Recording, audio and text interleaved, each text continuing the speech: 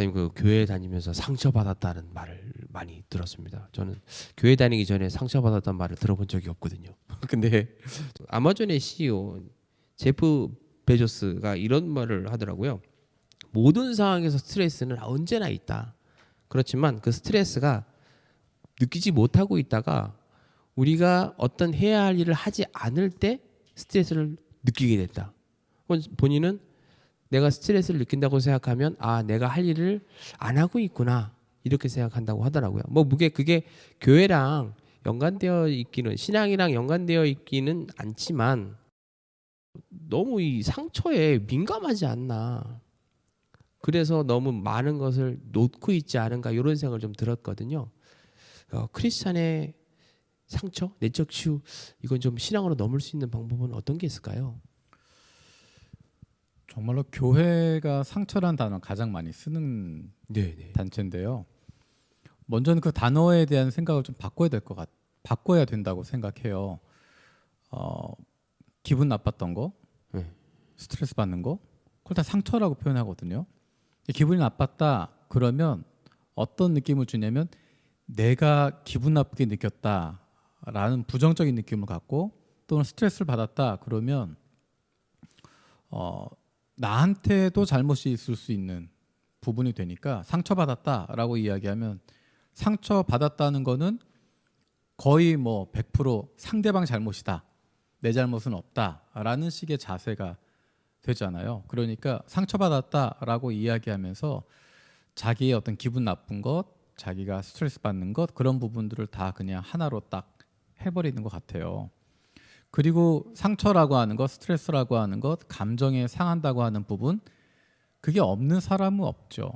없는 사람은 없는데 너무 거기에 대해서 예민하게 반응을 하는 거고 내가 받은 상처, 내가 받은 스트레스 그것만 중요하다라고 생각하고 그게 특별하다라고 생각을 하니까 자꾸만 거기에 빠져 들어가게 되는 것 같아요. 누구나 스트레스를 받는 거고 누구나 상처가 있는 거고 근데 그거를 딛고 일어서야 되는 부분이지. 그리고 그거는 가만히 둔다고 다 낫지 않습니다. 아무리 상처가 다 회복이 돼도 흔적은 남아 있거든요. 그거를 흔적을 통해서 옛날에 아픈 기억이 나기도 하고 약간의 통증이 있을 수도 있고.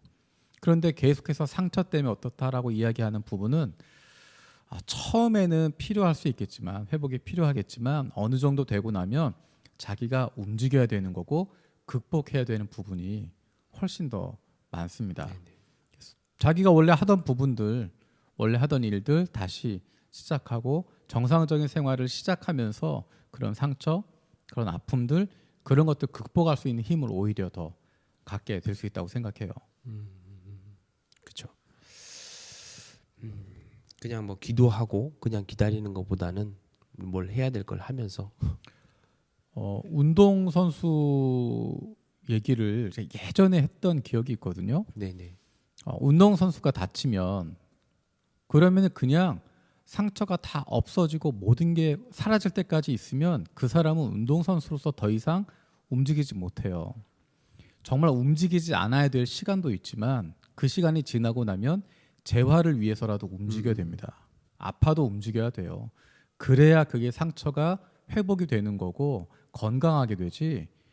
아프다고 그냥 계속 있으면 아무리 훌륭했던 운동선수라고 그래도 그 근육이 다 망가지기 때문에 그 다음엔 아무것도 못하게 됩니다.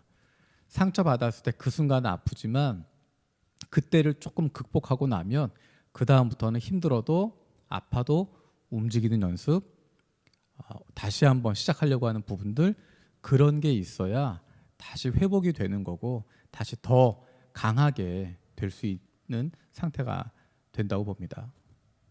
감사합니다.